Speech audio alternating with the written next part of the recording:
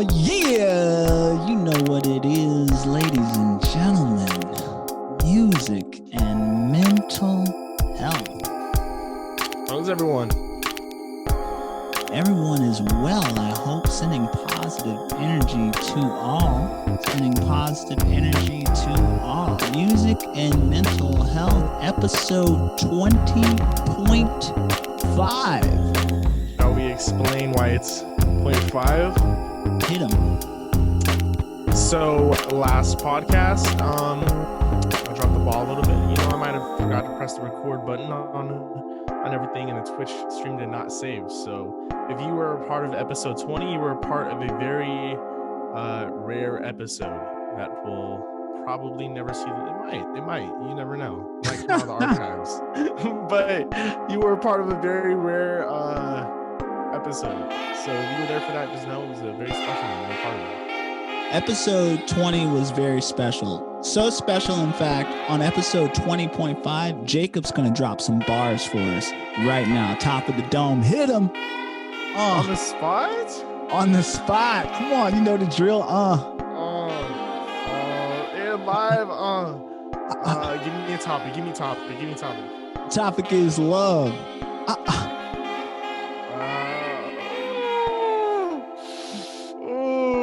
I don't know, Dave. I don't know. It's all good. It's all good. It takes time with a wounded hand because it likes to heal.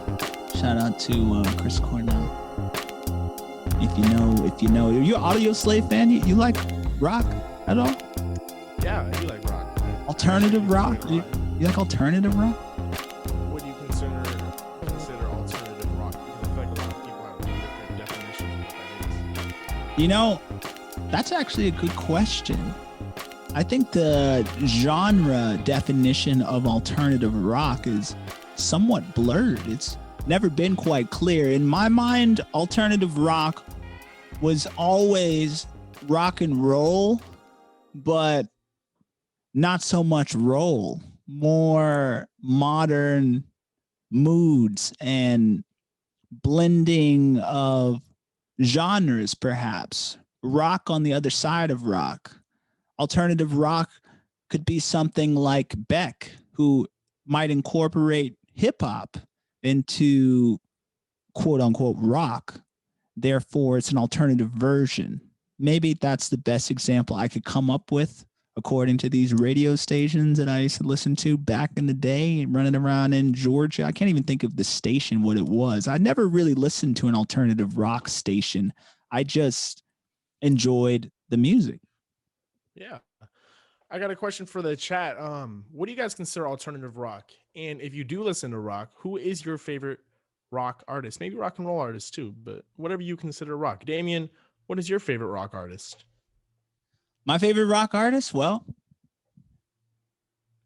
Pink Floyd. you're looking at him. Representing.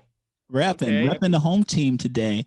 And how amazing is this platform, Twitch, that we get to incorporate all of you with us. That's why episode 20 was so special, because you all provided so much insight and dialogue in the chat that this thing was really rolling on an excellent pace, an excellent level. So please, as Jacob mentioned, let us know in the chat who your favorite alternative rock group is, or your favorite rock group. Jacob, what about you? What's your rock choice? I would like to say the Eagles off the top of my head. I talked about that in episode 18, I believe, 18 or 19. But I really do like the Eagles. AC/DC, of course. I mean, that's a little bit mainstream. Guns N' Roses, Eddie Van Halen, Sammy Hagar.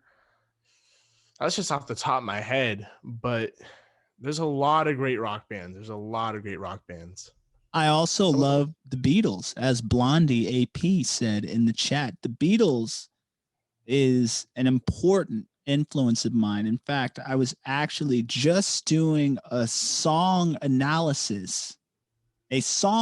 analysis, I should say, of Here, There, and Everywhere by the Beatles from Revolver during the Voyager Fleet Academy classes. We broke down Here, There, and Everywhere, and along the process, I was in awe of the writing of Paul McCartney and John Lennon. Of course, it's nothing new to me, that song, but I never really sat back and broke the song down lyric for lyric, verse for verse, chorus for chorus, and really dissected the instrumentation, the mixing. The Beatles ahead of their time.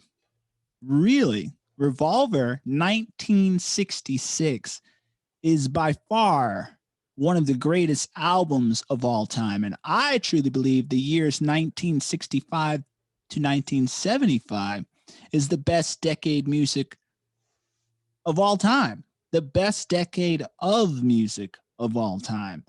Of course, I got to add Jimi Hendrix, huge influence of mine. Amazing. Also, I love Led Zeppelin, big favorite of mine.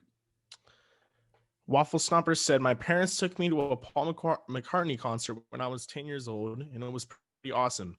See, that made me think of something. I went home last weekend, and I was with my parents, and they were telling me about the concerts they had gone to, of legendary artists of that generation. And I was thinking about that. I was like, I wonder if they knew at the time how influential these artists would be in the future, that their music would live on forever. And I kind of compare that to today with the artists today. Who can I tell my future kids, if I'm lucky enough to have kids, or if whoever in the future, oh yeah, I saw them in concert, then that generation be like, you saw them? That's crazy. And I was trying to think of any artist that could be like that today, because I mean, you know, you say like, oh, I saw blah, blah, blah in concert, but then as time goes by, it's like, damn, you saw blah, blah, blah in concert. That's crazy. Yeah. Kendrick Lamar would be one of those names for me. You saw Kendrick in concert?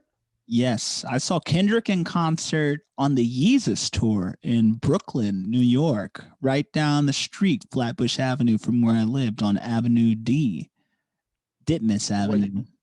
What year was that?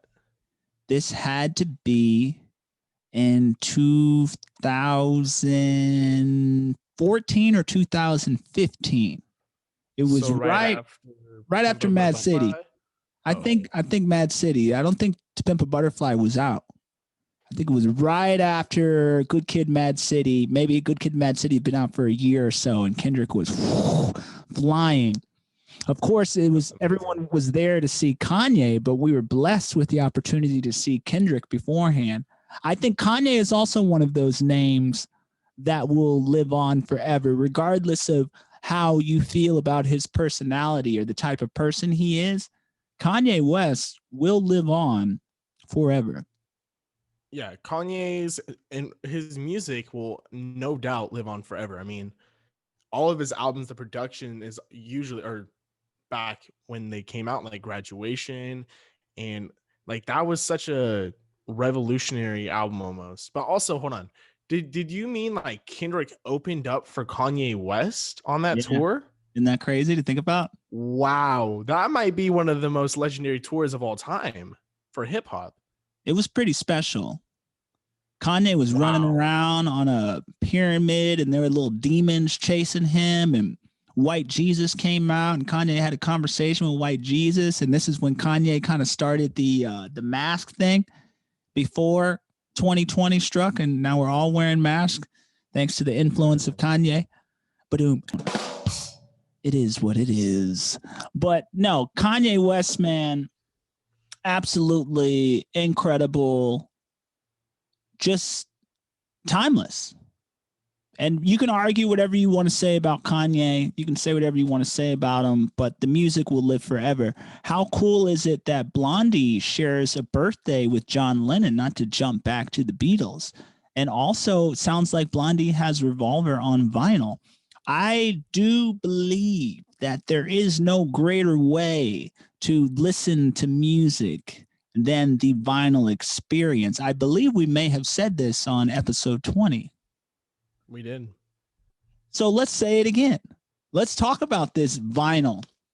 Vinyl is the greatest form of music, in my opinion, especially when you can grab on to a classic vinyl like Revolver. Imagine the time and distance, the age that vinyl has, and you're holding that in your hand and you put it down on wax and you press play. Pretty wild stuff when you really break it down. I want to jump back for a second. I have a question for you. I have a question on your thoughts on Yeezus. What do you think about that album? Yeezus is a classic. I saw so? Because that's a very controversial album, right? Like I see so many mixed reviews on that album. Yeezus is a classic. Yeezus is one of Kanye's best. Last season, I ranked my Kanye albums. We don't have to go there now, but I think even just recently this week, one of the homies might have posted Yeezus as a musical masterpiece, and I retweeted that.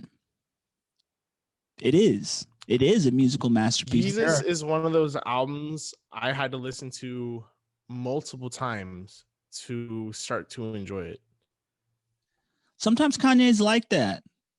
And it's always the Kanye songs that I don't like at first, on first listen, that turn out to be some of my favorite Kanye material. Let's go back to Late Registration while we're here. I remember hearing the song Addiction on Late Registration and be like, what is this? This is so weird. Like, why would he do this? Well,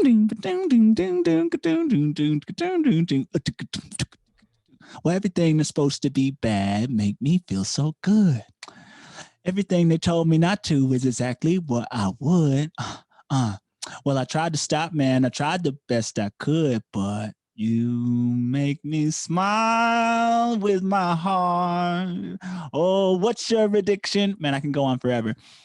Motherfucking Kanye West is genius. Back to Yeezus. Fast forwarding several years. What makes Yeezus so special is the fact that it was unlike anything that has ever happened up until that point. He also had Daft Punk on production. I'm a huge Daft Punk fan. Robot Rock, if you know what I'm talking about. Those that know. If you don't know, now you know. You feel me? So to see Kanye and Daft Punk on production together blew my mind.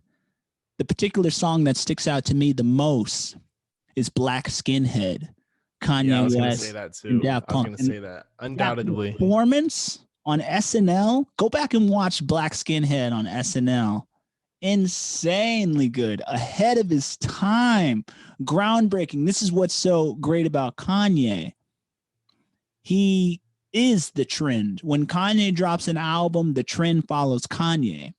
Think about Late Registration, Graduation, 808s and the Heartbreaks, Yeezus.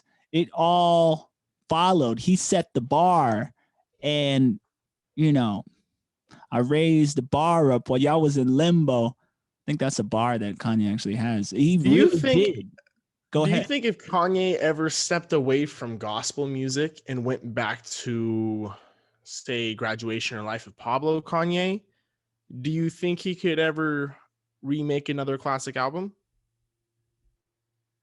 Do I think Kanye could ever make another classic album? What are you saying? Are you saying that this gospel version of Kanye will never be classic? I don't think it'll ever go down as a classic album. I really do not. I would say the production, though, is really great on these albums. But because of the substance that he's speaking about, I don't think anyone will consider it a classic album, because I don't think he's accepted, quote unquote, in these gospel communities because of what he has said in the past, especially with his music. And I don't think the hip hop community is going to accept one of these albums as a classic because it is considered gospel. So therefore, I think it's kind of, in the society we live in, I think it's kind of impossible for him to make a quote unquote classic album. Couple things I'll say about that. We are drawing the line in the sand here because I'm on the other side. First being, go back and listen to Aretha Franklin's Amazing Grace. Aretha Franklin's Amazing Grace is a classic album. quite personally, without a doubt, my favorite Aretha Franklin project. That album will send chills up your spine. And I believe Kanye can access that potential if he continues on the route that he is. I wouldn't doubt Kanye ever, because Kanye is an incredible mind. Kanye is a genius. And when he figures this out, this genre, he will create a classic album. Might I add, Kanye just swept the Billboard Awards on gospel albums. He won every award. So that goes directly against your logic, no pun intended there, in saying that he will never be able to access a classic project through that realm. According to Billboards, it's already classic, or at least the best of the year. So if he continues, he will achieve that. And what he's doing sonically, what he's doing visually, I have no doubt he will create a classic album in the realm of gospel. Because even what he's doing now, like what he did at the Greek Theater, did you see any of that footage on what he was doing at the Greek Theater in LA? Like, that was insane. Yeah. To experience that is unlike anything else that you can experience in modern day music. So he keeps on. He's going to strike gold. I have absolutely no doubt. So I humbly agree with you. Go ahead. I think, well, I'm not saying he can't create a classic album. I'm just saying it won't be accepted as a classic album. I think, for one, I'm just saying that the differences in the culture, because hip hop will not accept him and say it's a classic album because it's a gospel album. And I don't think the gospel community will say that it's a classic album because he was a past hip hop artist with lyrics like, if I just fuck this model and she bleach her asshole, I'll get bleach on my t-shirt, I'm gonna feel like an asshole. Like, the gospel community, there's so many lyrics like that, right? But I don't think they would accept that. And I know he wins awards, but I mean, honestly, what do awards mean nowadays? I mean, look who's winning these awards over certain albums. It doesn't make, I don't think that defines, I mean, it speaks volumes. For the record, I don't think an award like Billboard and a Billboard Award is the definition of a classic album. I'm just saying, if he's at the top of the game for 2019, what makes you think he can't go even higher? Because from Kanye's word of mouth, Kanye is never going back to the bleach on the asshole if I fuck this model, because he's no longer using that language, because he wants to set an example for his family and for his offspring. Unfortunately, you got to think about his kids growing up and all of those lyrics that he created with Lil Pump. He's such a fucking hoe. I love it. Like, I would really hate to be that dad and like explain to, you know, my kids, oh, well, that was just a song that I did with Lil Pimp. Lil Pimp, Lil Pimp. No. While we're here, let's back up a second, because Rachel says, Billie Holiday's Blood on the Leaves always gives me goosebumps. Strange Fruit is the title. Correction. Strange Fruit is the title, but it was Nina Simone's rendition of Strange Fruit. Nina Simone's rendition of Strange Fruit is what Kanye sampled, but I humbly agree that song is incredible. I used to cover that song with my alternative rock band when I was in New York. Full circle there. But let's check in with the chat. What do you guys feel about Kanye? Is Kanye done? Or can Kanye rise against this system, which is trying to pin him down as a washed up artist? I do not believe Kanye is finished. I think we have more and more to see of Kanye. I think he can possibly change the world. I mean, the guy just ran for president. He said he's going to run again. Who knows? I could see myself voting for Kanye down the line, perhaps. Poopska says Ye is ahead of his time, bro. And I got to agree with Ye. and Poopska on that regard, because Kanye would say he's ahead of his time. That's one of the beautiful things about Kanye. People call it arrogance. People call it, oh, he's cocky, he's annoying, he's crazy. But Kanye is so smart and so motivational. Kanye has inspired me and so many people all around the world to really just be better versions of themselves, because he gives you the blueprint to accomplish anything. He gives you the blueprint to defeat anyone that has ever said you can't do it. And that's inspirational. I want to bring it back to what I said earlier when I said I kind of had to listen to myself, kind of force myself to listen to Yeezus to really get a feel for it and like it again. Have you ever felt yourself doing that with a specific artist? Maybe you don't even have to name a name, but have you ever done that with an artist? Everyone's like, oh, you gotta listen. You listen and you're like, damn, I'm just not feeling it. And you just listen and you listen, but sometimes you're just like, it either pans out or it either doesn't. But have you ever been in that situation? And you're asking me if I've ever been in the situation where I literally have to force myself to listen to something to get into it. That's what you're saying?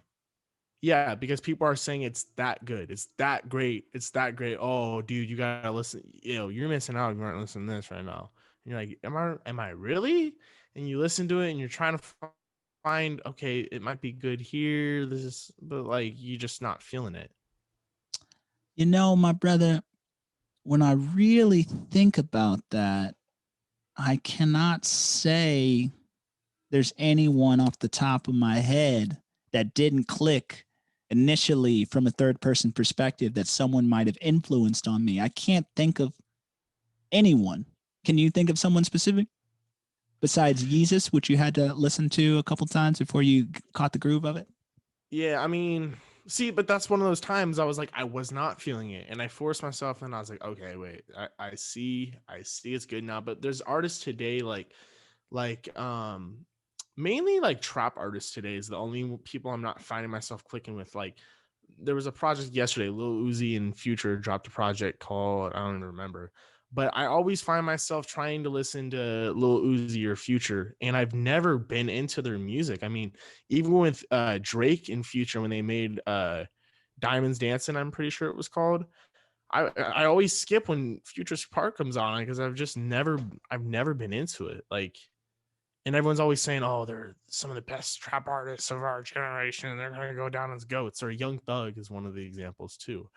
And I'm always just sitting there thinking, I'm trying so hard to listen, trying so hard to find what could be like enjoyable, but I just don't enjoy it. Have you ever seen that video clip of Future in Miami before the kickoff on a football game, and they got Future down there on the field at the 50-yard line with the microphone, and he's doing Tony Montana? You ever seen that? No, I haven't. For some reason I haven't. It's one of the greatest clips of all time, and that's by far my favorite Future moment, because you got the NFL hyped up, you got the brothers out there, they're like never been so turned before, like they're just snapping it and like flipping their head, and then you got the referees like standing there that kind of don't know what's going on, and then you got the people in the crowd that are there to see Miami or whoever the team is, and they don't really know who Future is, but all of a sudden like they say go, and then Future grabs the mic, and then he kind of comes on, Tony Montana,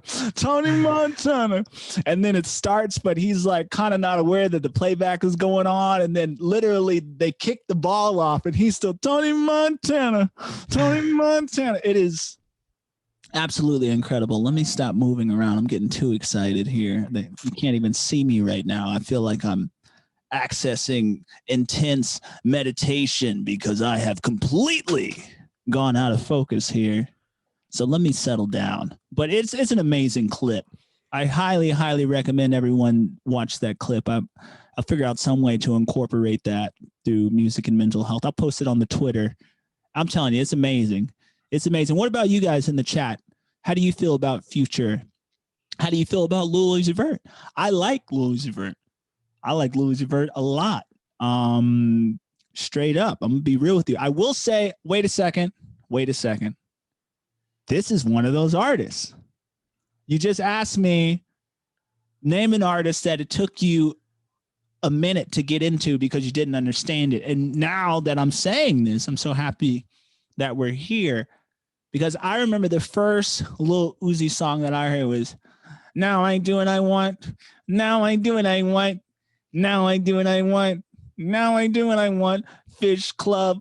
Oh, what's for lunch? And I was like, bro, what is this? This is some, I don't know. I just don't get it. But then what happened? He dropped that XO Tour Life. XO Tour Life. And I was like, wait a second. This is an incredible song. And it just had this rock to it. Then I went back and checked out Money Got Longer. Yo, you cannot knock that song. That song's incredible. And Oh, then yeah, 100%. I went forward and I dapped Lil Uzi Vert up on the MTV red carpet at the VMAs. And I realized, like, wait a second, this is actually a dope ass dude. And at the time, even that week leading up to that week, I might have been listening to his latest album at the time, which was in 2016, 2017. And that project was slamming. That project had a bunch of dope songs on it. He did all that dope stuff with Playboy Cardi. Yeah. Huge Lil Uzi Vert fan. And it took me some time to get into because I remember my brother used to bump that Fish Club shit. And I was like, what is this? I couldn't get into it. I was not down. I was not vibing with it. But now, yo, XO Tour Life. Yes, Blondie. That's what we're talking about. Yes, Blondie. I would say if Lil Uzi is one of those artists for me because I loved XO Tour Life. I thought 20 Minutes was one of the best songs he's ever made. And Money Longer, of course. I mean, you can't go into his albums expecting like lyricism or anything like that. Like, because there's obviously different artists for different, they have their genre, they have their specific, but I don't feel like I listened to his albums. He dropped 2 albums this year. And I just wasn't feeling it in any of them. Like this, it sounds they all sound like the exact same song to me. People make that meme about Da Baby. They say Da Baby sounds the exact same with the same flow and lyrics on every song. But that's how I feel about Lil Uzi. And he's one of those artists I keep trying. Like I've listened to his last 3 albums. I listened to the Drake and Future last night. I mean, I've listened to his last 3 albums and I'm trying to. All my friends are like, dude, this is amazing. This is amazing. And I'm just like the only person there that's not vibing with it. And I wish it would be like a Yeezus moment where I'm like, okay, yeah, the shit's dope. But I just can't for some. But his old stuff was amazing. I mean, I can acknowledge that. Like, I'll show it credit where it's due, 100%. 20 Minutes is one of the, I have that on my playlist. 20 Minutes is one of the best songs I think he's ever made. Money Got Longer would be my version of one of the best of all time for Lil Uzi Vert. But I heard the new project. And there were some bangers on there. That shuffle joint is a banger. And you have to understand, Lil Uzi Vert is a artist that is all about energy. There's a time and a place to listen to Lil Uzi. I can't hear Lil Uzi Vert at the top of the morning. Back to that top of the morning music. Chat, what do you listen to at the top of the morning? What was the first song you heard today? Let us know in the chat. And while we're checking in here, we got the Asian Logic in the house who says, I think some stuff is overhyped when it comes to Uzi, but some stuff is good. Well, Lil Uzi is hype. I can't say it's overhyped because that's exactly what it is. It's all energy. But I hear you, Asian Logic. Lil Uzi has a huge wave. And when he drops something, it's a trend. But to me, I think the trend deserves its place. I think he deserves his spot on the pedestal. I saw Lil Uzi Vert VIP Rolling Loud 2017. And when I saw Lil Uzi Vert come out and the whole venue just went into like this sea of red, and I was just like, oh, okay. That shit's so dope to see. Yeah. Is Lil Uzi Vert. This is what it's about. Because Lil Uzi Vert first popped on my radar when he was jumping out of balconies into crowds, drop kicking fans in the head. And I was like, yo, this dude is crazy. And at first I thought that it was just a publicity stunt, but no, this man is all energy. This man is all hype. That's what the music is. So when you see that energy in person, it is contagious. It's a vibe and it's undeniable. I want to pull up what Poopska said. This they said, Lil Nas X. I wasn't into his stuff, but he dropped Holidays. I think it just came out, which it did. Made my mind do a 180. I gotta say, Lil Nas X became famous off Old Town Road, and everyone kind of thought he was like one of those meme artists, but he actually seems very into his music. And I listened to his project, his 7 EP project. I think that might have even been what it's called. I gotta say, I do enjoy his music. I really do. His song Closure. That was the first song I listened to yesterday morning. Talking about first songs in the morning. I woke up out of nowhere, just out of nowhere. Haven't heard that song in months. And that song was in my head when I woke up. And I was like, how'd that get in my head? But I listened to it and I was like, holy shit, this is really good. It's more than just Old Town Road. But yes, I do think that Lil Nas X is talented, but that's his specific genre. I mean, but I hate to put artists in like a specific genre. Like, what is a genre? Like, music is music, I love my introduction to Lil Nas X. I was in Pasadena, California. I was working on Blue Dame with DJ Dino and my homie Andrew Boats, and we were bored. So sometimes when I'm bored, I just open up Billboard. No pun intended again. Damn, what's going on? Sometimes when I'm bored, I open up Billboard. And sometimes I just like that. I scan the top 10. It's just something that I do. And at the time, I didn't know who DaBaby was, and I didn't know who Lil Nas X was, both of which they had that number 1 and 2 spot. And I was like, Lil Nas X? Who the hell is Lil Nas X? I'm a huge Nas fan. I was like, Lil Nas X? Hold on a second. Let me check this out. And I clicked on Old Town Road. It might have been before the remix came out. And we just sat there and listened to it. And this is pre-bandwagon, if you want to call it that. Pre-super wave of what Old Town Road was. And I had a genuine listen without any influence because I had no idea who he was. And I listened to the song and I was like, holy shit, this is amazing material. This song has so much energy. And you know what? It's 1 minute and 28 seconds long. And it's like the number 1 song on Billboard. Immediately, I added that to my playlist and we were riding around, going to Chick-fil-A, on blast, Lil Nas X, Old Town Road, windows down in my whip, sunroof open, eating on a chicken biscuit, look over to the right, there's a group of kids freaking out like they just saw Hulk Hogan in the 90s or something, and they're just freaking out because we're listening to Lil Nas X. They're like, oh my God, Lil Nas X. No, just like, yo, this is kind of weird, but homie's got a big wave coming. If these people over here are freaking out, these random teenagers are like looking at us like we're celebrities just because we're listening to Lil Nas X. That's when I knew, okay, this kid is special. And then the remix came out. The remix went crazy. The remix with, what's my man's name? Miley Cyrus is dead. Yeah, he had a ton. He had one with Billy Ray Cyrus. He had one with the Walmart kid, the Yodel kid. I don't know if you heard that one. He had a ton of remixes, but the one with Billy Ray Cyrus was hella good. Cold. Ice cold. Then he did Panini.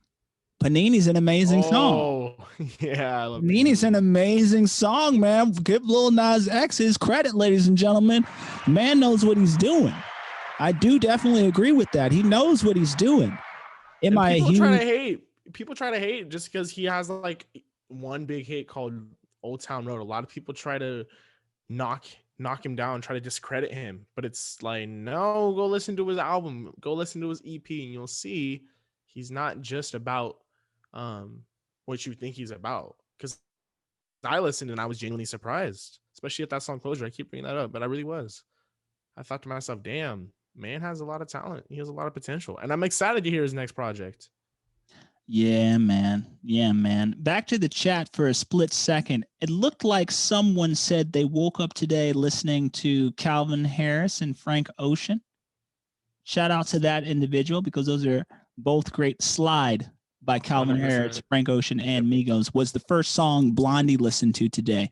Who else wants to contribute in the chat? What was the first song you heard today? Also backing up in the chat here, it looks like someone said something on the lines of Future's overhyped, according to Athrun21. What are the other chats? High vibrations from Deeg on super blur mode. And then this is the one I wanted to read. I think the gospel needs a Kanye twist, and it could be something. Really jumping all over the place here on this music dialogue. We appreciate all of you contributing. Looks like Delier's first song that they heard today was Logic Open Mic. Oh, that's familiar. I think I know that song. Yeah, it's got a few people on it. Yeah, I think I've heard of that. First song I heard today was a new Corday song in the shower. Shout out YB and Corday. The Asian Logic Amazing. first song they heard today was The Greatest by John Lindahl. Shout out John Lindahl, that boy. Song. Great song indeed. What was your first song you heard today? I woke up to Phineas Newborn Jr. Radio. Phineas Newborn Jr. Radio, which is my favorite, one of my favorite jazz pianists. This gentleman is a virtuoso on the keys. Many would compare to Oscar Peterson or Art Tatum. I'm talking about some of the greatest piano players of all time. I just got an email from Lil Uzi Vert. It wasn't actually him. It was his fan club, which I've signed up for some type of a subscription. Funny enough, all of these universal things are connecting with us. I think we're in the right place today, Jacob. This is where we're supposed to be. I listen to a lot of jazz. I listen to jazz at night. I listen to jazz in the morning. And to be honest, I haven't played a single song today outside of Phineas Newborn Jr. Radio. Check out Newport Blues by Phineas Jr. Incredible. Phineas Newborn Jr. First song I heard today, and when it was just a collection of those songs. Poops has got some fire in the chat. Newport Blues. Yes, yes. Music and mental health. Ladies and gentlemen, let's get over towards this portion of our dialogue, the mental health portion. And let's start off by saying, Jacob, let me ask you a question. How is your current mental health? It's going. I mean, I've been very stressed, but learning with a lot of aspects of my life. What are you stressed about? Growing up, in a sense. Really processing my adolescence and figuring out how to use that to become a better human being today. So it's like every day I wake up, I do my stuff, but I reflect throughout the day, and I think about certain things that are on my mind that bother me. And I know this is what I love about what I'm able to do. I'm able to identify the root of the problem. No bullshit, no lies with myself like I had done in the past. I can identify the roots of my problem. I know what bothers me. I know why it bothers me. And it's just about coming to terms with that right now. And that's where I'm at. But besides that, the positive sides, of course, because obviously as bad as everything may be at times, there is some positives. I'm making a lot of progress in this activity I'm doing, which I'm not going to speak about yet because I will announce it in the future, but I'm very invested in this, and it's something I'm very passionate about, and I'm so excited. It's just something I'm very passionate about, and I think it's going to help a lot of people. So that's been helping my mental health because I've just been very on track with that. And I've been on track with school as well. For those who don't know, I am in college. I've been on track with school. So those are very good positives. So I would say I'm probably right in the middle. I mean, a little bit of stress coming toward the end of the semester, but I'm right in the middle. I'm not doing great, but I'm not doing bad. Learning. I'm learning. What's the How's your worst mental health? part about growing up for Mr. Lucero? The worst part? Yeah. Processing childhood bad childhood memories. Almost like traumatic memories. And letting go of these memories, which keep circulating in your mind's eye. Yeah, but then there's also signs of them just reoccurring in my life today with certain people in my life today. And it's just almost like the same trend pattern line. And I know I'm not even trying to say like boo-hoo, but I know it's not fair toward me. And I know that I mean, eventually one day it won't happen, but it's just hard to deal with. And it's hard to think about that that same recurring theme keeps popping up in my life. It's very unfortunate, but that's up to me to deal with and figure out on my own and recognize and realize that it's not okay and I deserve better than that. But again, that's just something I'm going to have to learn to deal with on my own, and that's probably the hardest part. Without giving us too many details, can you share what this reoccurring theme is? Um, Basically, I would just say it's people I care about just getting up out of my life because I simply care for them, and just leaving. And it just is a recurring theme in my life. And it's a very overwhelming feeling because it's not something you can just ignore, especially when it's like a past history of it. But um just learn to deal with it. I hear you. I hear you. And I think we have all dealt with that to some or another. It's really hard to hold on to someone sometimes. As my brother Bob says, people only in your life for seasons. Life is seasonal. Things come and go. People have their own battles and their own weaknesses to deal with. How does the chat feel about this? And most importantly, more currently speaking, how is your mental health? Ladies and gentlemen, you out there right now watching us wherever you are, Asian Logic, Blondie, Poopska, Delier, how is your current mental health? Please share it with us in the chat. And I can honestly say, my brother Jacob, I have dealt with, to some degree, this feeling of losing someone, this feeling of knowing that this person isn't going to come back, this feeling of knowing that no matter what I do and no matter how far I reach out, this person is not present. And I have to accept the fact that they're gone. Not physically from this world gone, but gone from my reality. And that's hard to accept sometimes, especially when it's a family member that you feel like you deserve a connection with. Nothing worse than growing up as a child for me and comparing myself and my family situation to others. It seemed like everyone else had this perfect family that was still together, this mom and dad in this big house and all of these things and this orientation of family and what that is. I feel like I never really had that. And it was really hard for me growing up to acknowledge the fact that they had it and I didn't. So I feel for you, whatever you're going through in terms of this theme.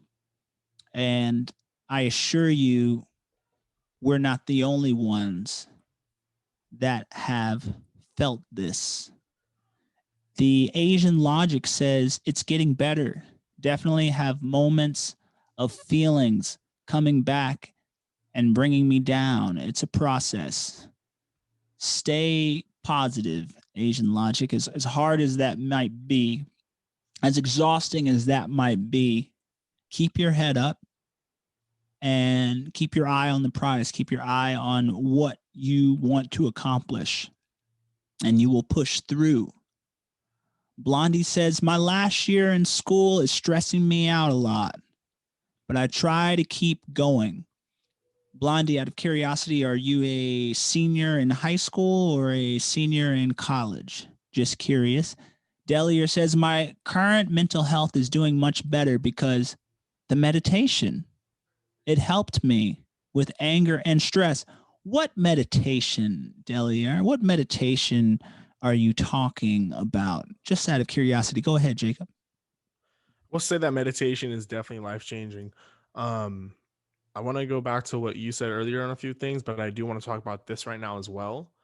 Meditation and learning how to breathe is something that I don't think is talked about enough in today's society. When I was having really bad anxiety attacks a few years ago, I learned how to breathe and how to meditate, and it really drastically changed my life. And I can't really express that enough to people when they tell me I have anxiety. Well, everyone's anxiety is different.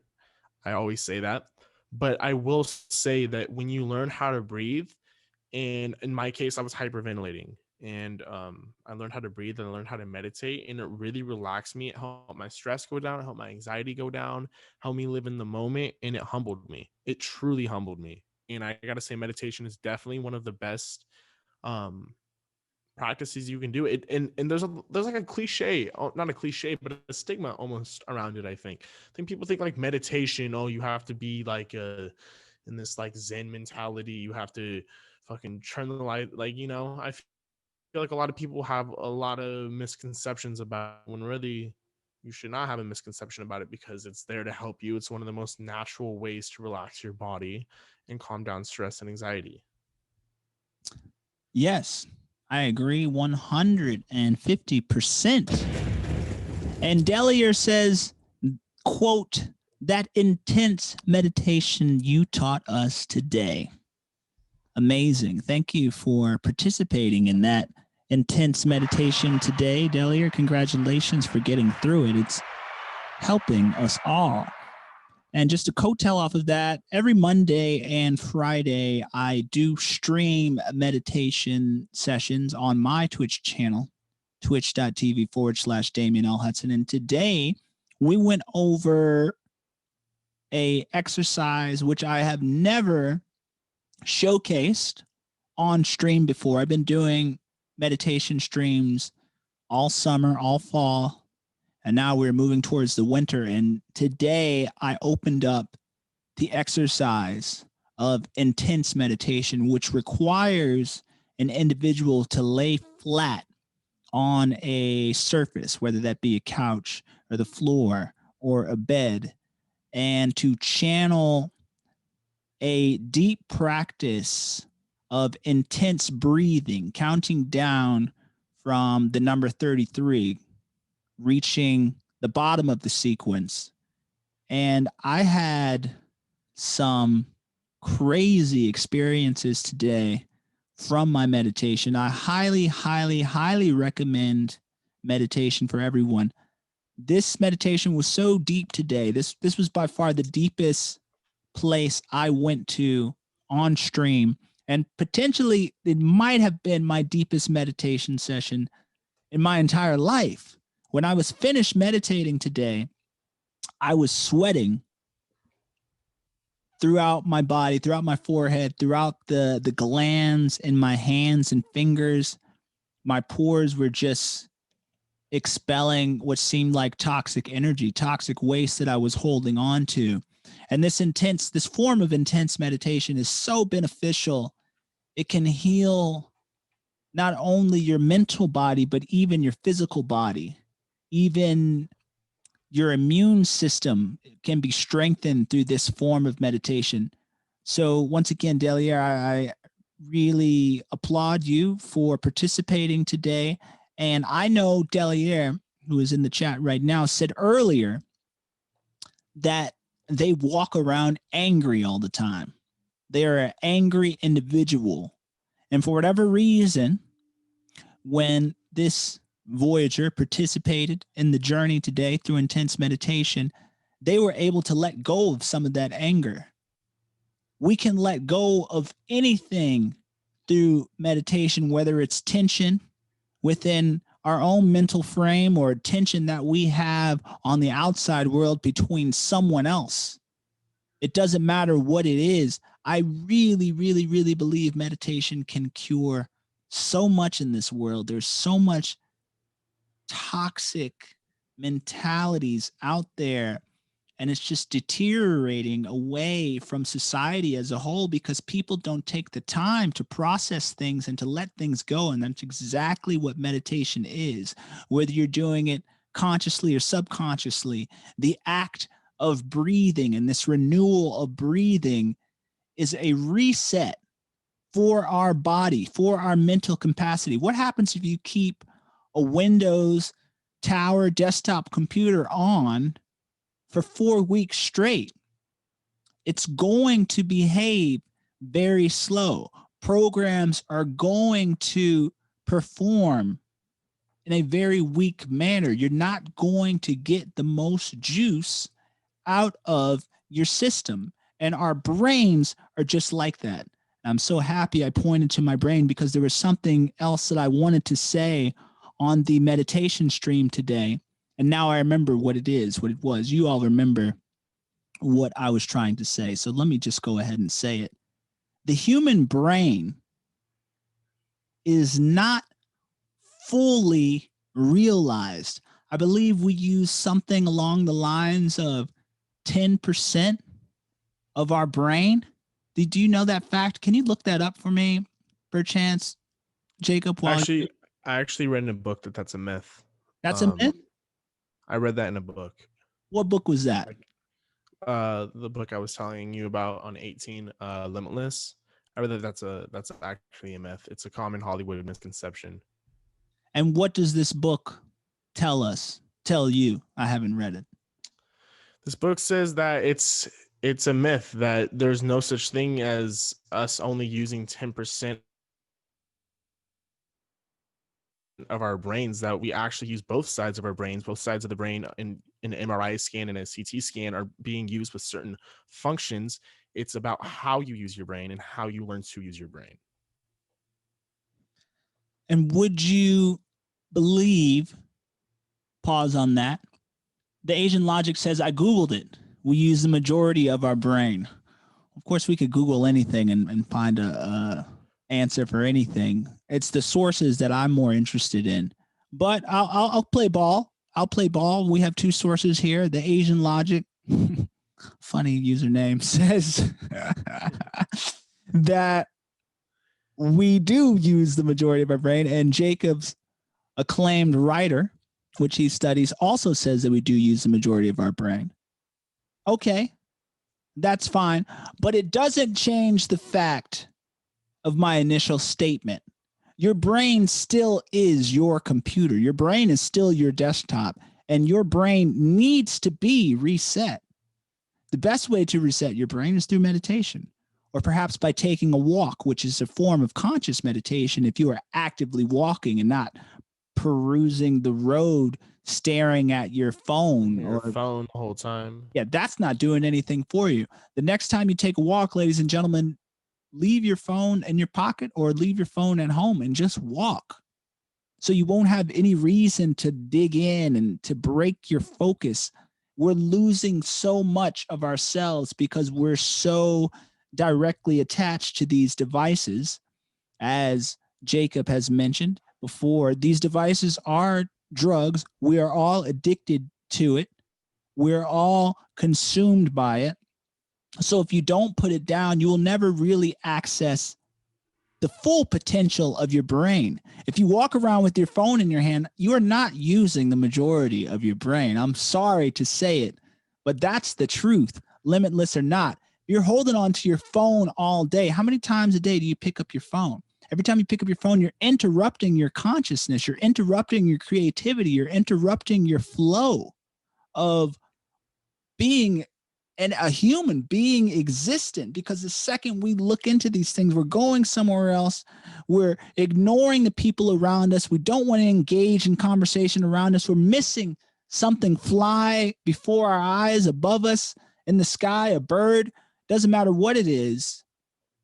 This is the problem, and you won't fully access your brain if you're distracted by this. So when you are meditating, there is no phone. And when you're finished meditating, don't go to your phone either, because if you pick your phone straight up, if I were to have picked my phone up right after that intense meditation session today, I would have lost all the work that I did in that moment. It would have just depleted. It just would have evaporated before me. It's so important to detach. Go ahead, Jacob. I mean, every time, yeah, because you're right. Like, phones themselves are not bad. What you do on your phone, what you use on your phone is bad. No one really uses their phone to read a scholarly article, which you have the power to. In your palm of your hand, you have the power to millions of articles in the world. You can learn anything. But we, as a society, flood our brains with a bunch of shit. And we are fed, spoon fed, specific algorithms and specific pictures that just hit dopamine points in your brain. And then right after that, they hit you with an ad. And then they put down data. Like, it's just a bunch of brain fog is basically what it's creating. It's a bunch of colors, keeps your mind fog. It will just, it's not good for you. It's not good for you. And so if you do really want to let your mind relax without meditation, go for a walk and don't bring your phone, like Damian said. And I know some people are like, oh, well, what if something happens? I don't know where you live or anything like that, but think about how many times you have gone for a walk and how many times have you actually 100%, 110% needed your phone. Because I think probably for me, never in my life have I ever 110% needed my phone for a 20-30 minute walk. Even when I'm at the beach, I can leave my phone somewhere where I will not say, just in case someone tries to break my, and where I put it, kind of give it away. But I will leave my phone somewhere, not bring it with me, and have a walk on the beach. It's therapeutic. There's a lot you can learn by staying off your phone and not feeding your brain a bunch of bullshit all day, because you are literally just spoon feeding your brain a drug. No doubt. And if something happens while you're out there on your walk and you don't happen to have your phone, run. And you're going to be all right. Because there's probably someone around that can retrieve the resources needed for the emergency. There's got to be someone there that can call 911 if that would happen. But let's not even go there imaginatively. Like, let's not even imagine these terrible things happening. As Jacob said, take that walk and know that you are safe. Know that you are a human being. And the world that we live in, whatever happens, happens. Whatever happens is going to happen whether you had that phone or not. And more than likely, nothing will happen to you from taking a walk in a safe environment.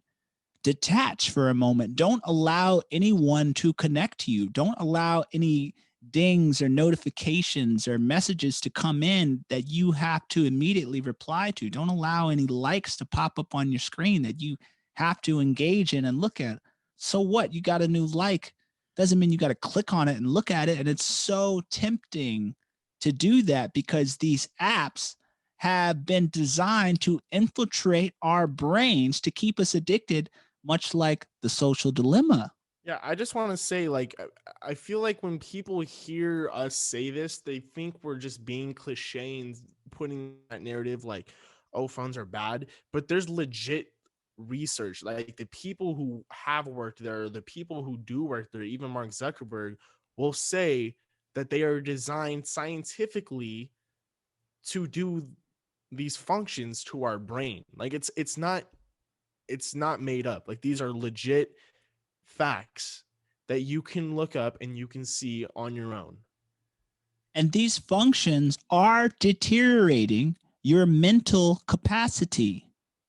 How can you truly access the full potential of using your whole brain if you're sitting there worried about your status and how you aren't at the position you want to be because you are constantly comparing your life to some false prophet on Instagram, which you think their life is so perfect and so grand, and why can't my life be so perfect and so grand? That is a huge poisonous distraction, taking away from your insight, from your intellect, from your well-being, from what you want to accomplish for the day, from what you need to do.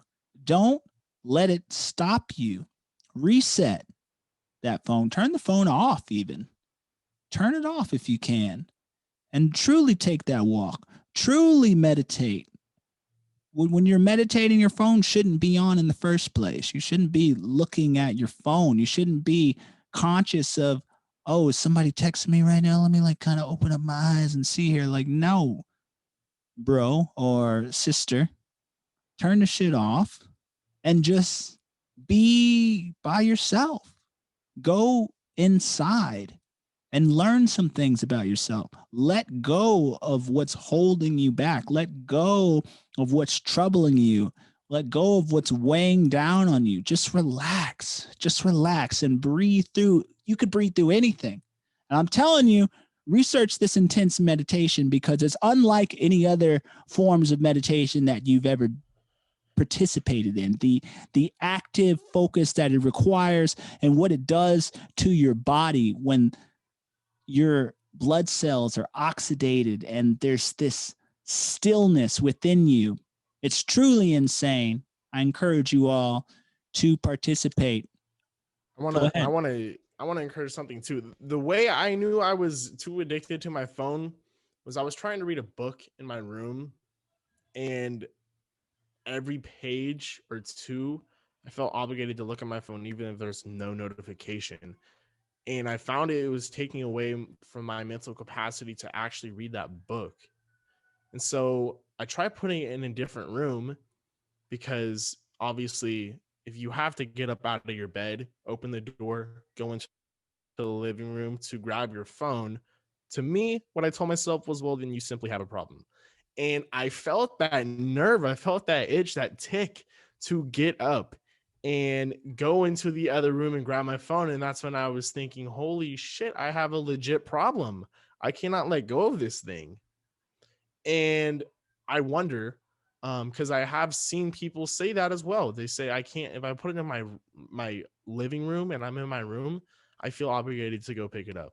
And that's such a scary thought because to me, I'm like, holy shit, I'm not addicted to cigarettes. I'm not addicted to heroin. I'm not addicted to alcohol, but I have been for how many years of my life? 8 years of my life, maybe 7 years of my life, addicted to a phone.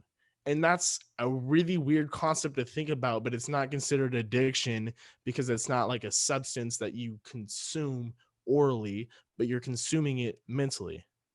But what was that crazy quote on the social dilemma about how drugs and Let me phones find it. are Let me the find it only. as I pull out my phone as I'm talking shit about it. But let me find it real quick I'll let him pull the direct quote out. And because I while we're sent it to waiting, you. Here shout it is. outs Well, we don't to even have to wait.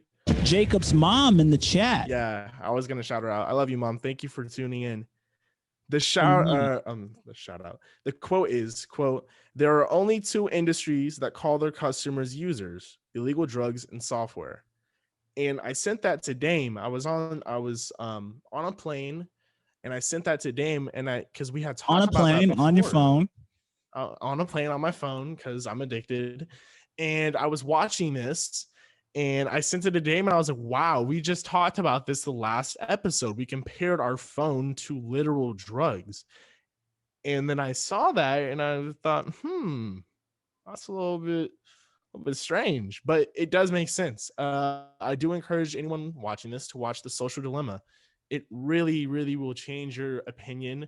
Not even opinion, it will just inform you of what is going on behind the scenes of your smartphone and these huge social media companies.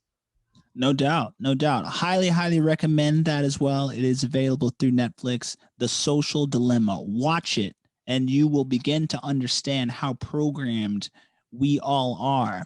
Speaking of phones, let's talk to the chat for a moment. When's the last time you watched a movie, chat? And I want you to do one thing.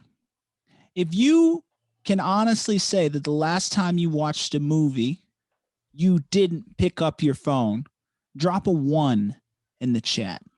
If you are ready to admit the fact that you just watched a movie the other day and you might have looked at your phone X amount of times, drop a 2 in the chat. I'm curious.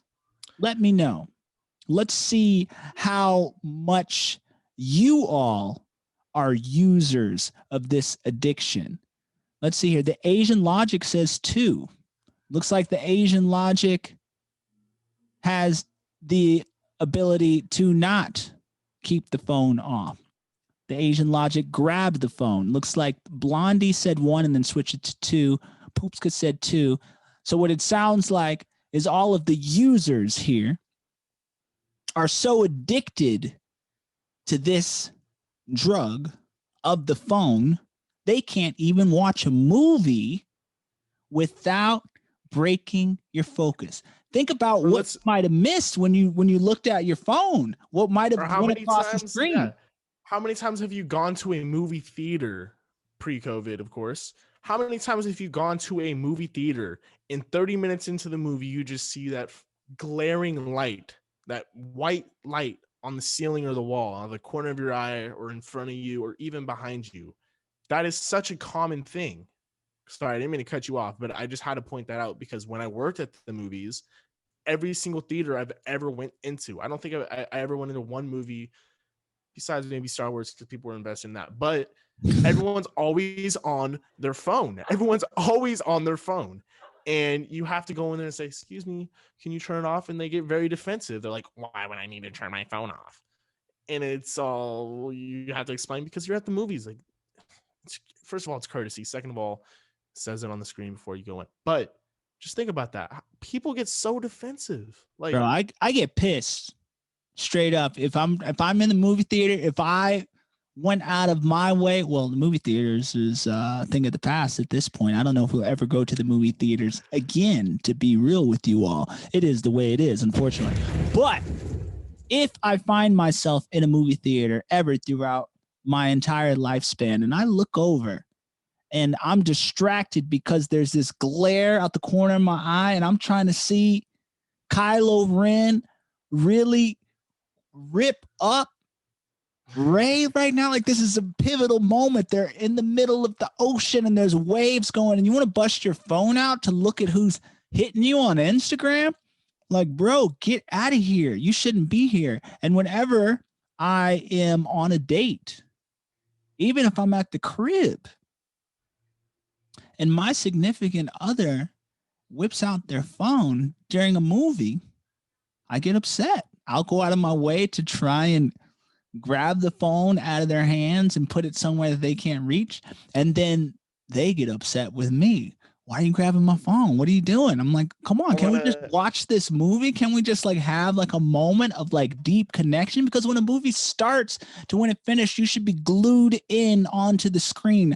You're gonna miss something the second you grab your phone and check who just liked your latest Instagram post or sent you a DM. That can wait 90 minutes. I promise you that like and that DM is still going to be there when it's over. Process what's going on between these characters, because the director and the writer, they're trying to tell you something. There's a performance going on here, and it'll be so impactful.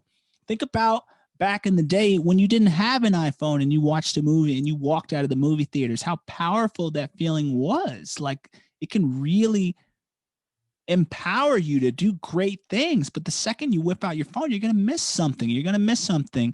I always find it happens when watching movies at home, never at the theaters, the Asian logic says. Ain't nobody hitting me up, LOL, IDK, why I be on my phone, to be honest. Thank you for the honesty, Asian logic. We appreciate your honesty. Honesty is very important when discussing mental health and all of these dialogues and conversations that we're having, because we want to know the truth. Of course, we can all make ourselves out to be the greatest person in the world, but we grow a lot more if we are able to admit our faults. So shout outs to you, the Asian logic, for being honest. The Asian logic can watch a movie at the theater, but can't watch a movie at home without picking up the phone. And it looks like everyone in the chat was a number 2.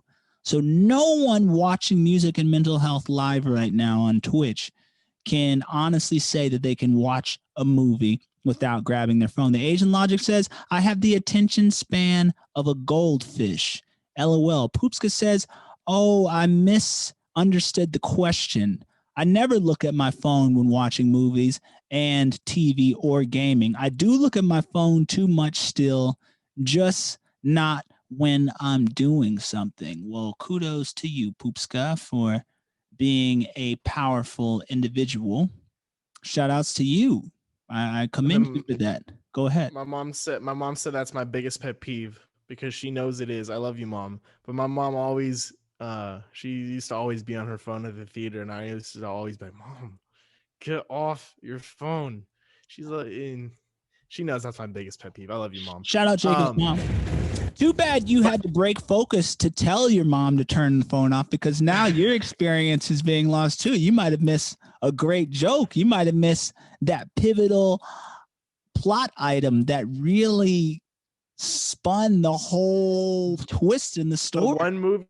The one movie I know she didn't pull her phone out in was Get Out, because her and I saw that in theaters together, and I always talk about that as one of my favorite movies ever. And I know for a fact she didn't turn her phone on in that, because I remember like every detail of that movie. The time we went to see that movie in the theaters, that was literally one of my favorite movies of all time. And what's more captivating than sitting in a theater on a premiere night of something like Star Wars, or even what Get Out could have been, or Incredibles, a genuine movie theater experience where there is no distractions and there's people. Have you seen those videos of people cheering, just roaring in the middle of the theater during these cinematic experiences? They're just clapping, they're yelling. Star Wars, excitement. Sure. Yeah, like that's such an insane experience. And it's a beautiful damn, moment. now that I think about it, it was something we took for granted before COVID happened. Oh, yeah. We may never get that experience again. The idea of a group of people all focused on one large screen, experiencing something for the first time together as a whole. Those are epic moments. Even when Princess Leia came back on that middle episode there, and they had the CGI Leia, and then there's a moment in which the girl from Jurassic Park flies the spaceship into another spaceship, and the shit just go boom. It's like this sonic boom that happens. I remember, because in that moment it's silent, right? It's like this, you're in the space and you're in Star Wars world, and they're just and I just remember hearing somebody like, yeah, like fucking awesome. Like during that brief moment of silence, even though it's like cranked to the max and it's so loud, there's that brief moment of like, oh, look how awesome that is. And to process, you're thinking, oh, that's so awesome. And then some dude in the corner is like, yeah, that's fucking awesome too. Like those are real moments. And we may never get to experience that as a whole again. You know, this idea that we're all watching this together, we're one society experiencing this together. It's very powerful. It's a very special feeling, which I think we all did take for granted. Let's say in the chat, what's the one movie that you saw in the movie theater that you can honestly say was your best movie theater experience of all time because everyone was so focused in the movie and the movie was so great?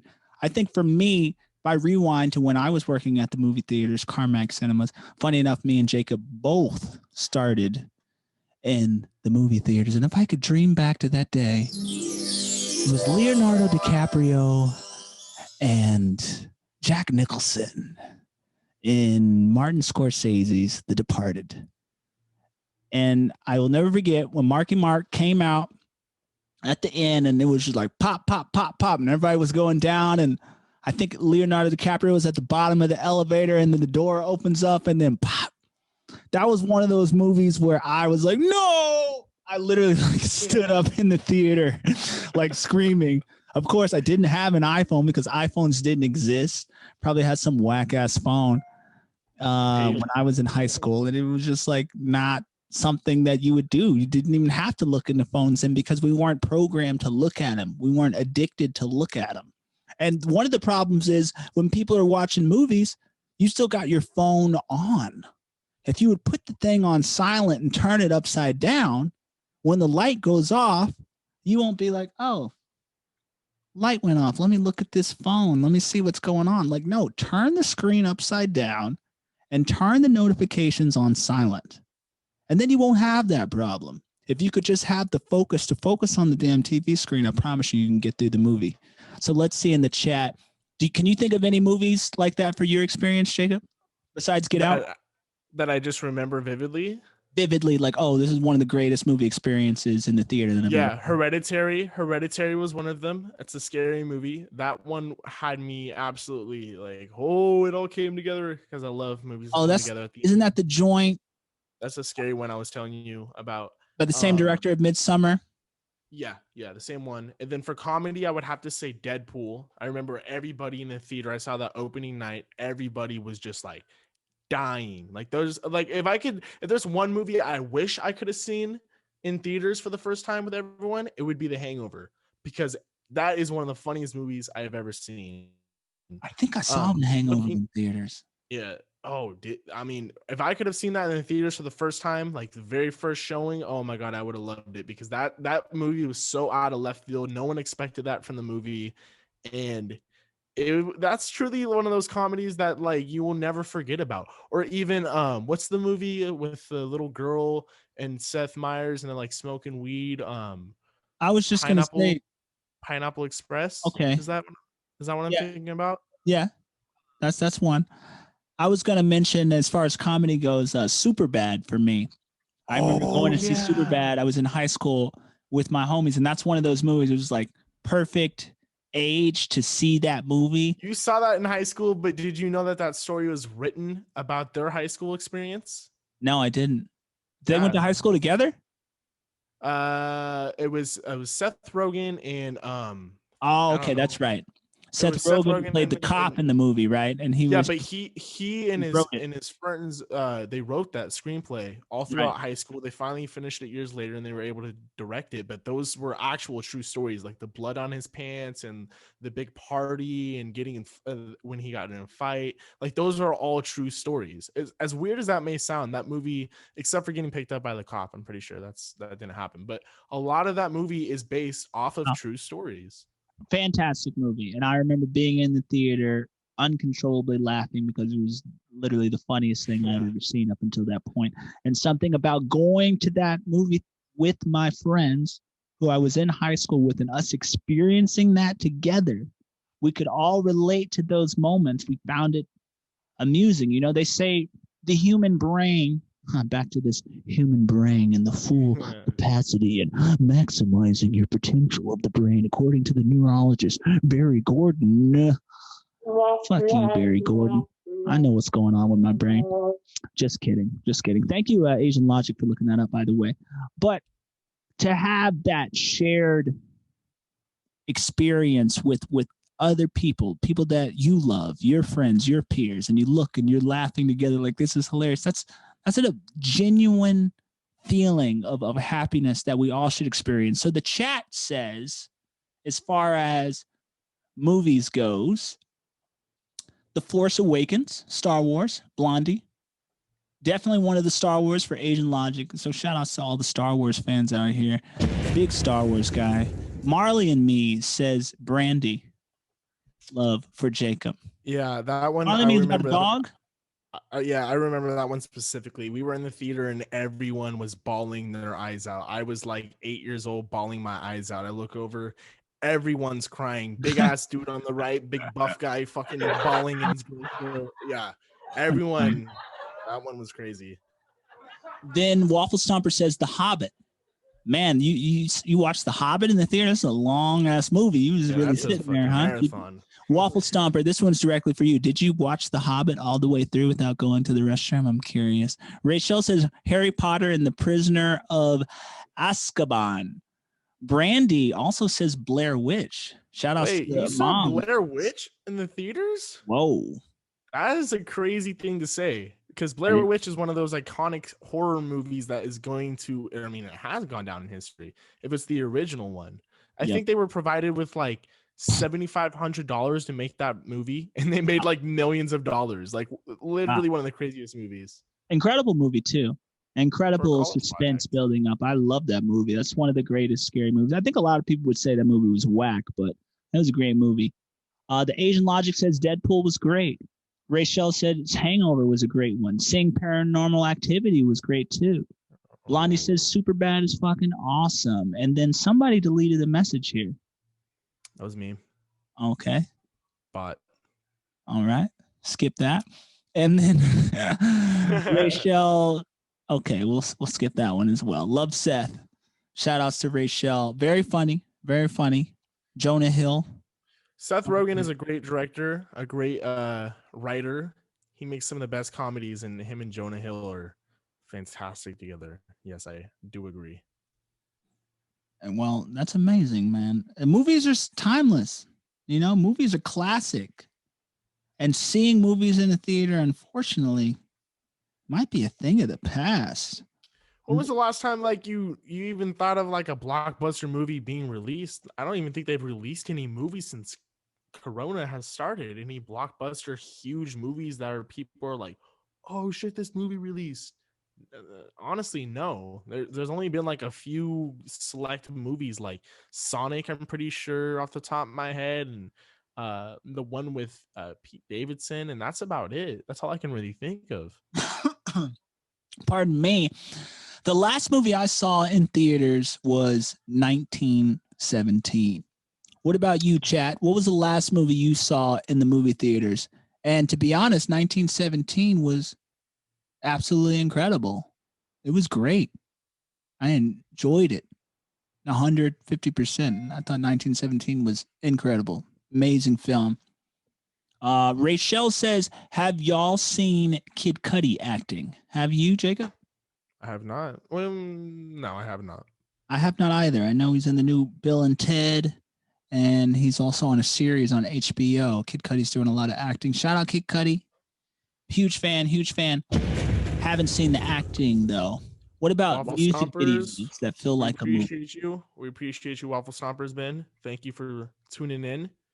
What about Big music V's. videos that feel like a movie? Visa, Waffle Stomper, Ben, thank you for participating. Thank you, everyone, for participating in the chat. Thank you, everyone, for participating on the stream. We really, really appreciate your support. We do. More than you know. If you would like to support us even more, please visit the Patreon, ! Patreon, command Patreon incoming. I'm sure you can support us to whatever level you wish. Even if you don't decide to join the Patreon, your support here right now is Very, very much appreciated. Thank you all for being here. Truly, truly. And most importantly, thank you for being in the chat, because these podcasts on Twitch are only special when you all participate. So once again, shout outs to Ben, Rachel, Asian Logic, Jacob's mom, Poopska, everybody here. Blondie, big shout outs to you. Really appreciate your support, everyone. And furthermore, I think it's about that time. Is it that time? I think so. I gotta say, I have to say, I do appreciate everyone in the chat. I'm kind of rolling with what he just said, but I just have to put my analysis on it as well, because I do agree. I mean, we can't do this without you guys. If you guys could support the Patreon, it would mean the world. It would allow us to have a lot more cleaner streams. Of course, we are learning, but we are always trying to improve this podcast the most we can, bring it to the max potential. And everyone in this stream participating, we do appreciate you guys more than you know. These would not be possible without your guys' participation. And we genuinely do look forward to doing this. We really, really do. This is something that I know I look forward to. I actually had plans today, and we had this idea. Let's do a live stream today, and I was like, say less. So here I am. I put my plans to the side, and here I am right now, because this is something we really, really enjoy. We really do appreciate you guys, and we hope to see you guys on the next stream. The next podcast we have a special guest, a very, very, very special guest. I know Dame is excited for. Indeed. And we hope you guys tune into that one. That one will be pre-recorded, but of course uploaded to Spotify, YouTube, and all the services. But yeah, we really do appreciate you guys, your support.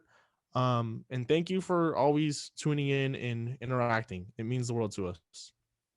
Thank you, thank you, thank you. Far too kind, far too kind. Jacob, thanks for switching up your schedule last minute and doing this live podcast with of course whole team here. Blondie, Poopska, Rachel, Delier, the Asian Logic. Please come back. Brandy, Miss Jacob, wherever you are, ladies and gentlemen, really, really, really appreciate you guys and all of your support. This podcast, I love you, Mom. This podcast will be uploaded on YouTube and Spotify, so look for it very soon, very soon. Ladies and gentlemen, listen to me very closely.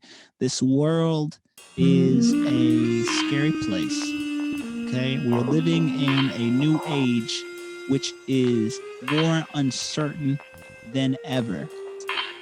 No matter what our differences are, please, please, please be good to each other. No matter what this person thinks or what this person believes, be good to each other. But most importantly, be good to yourself.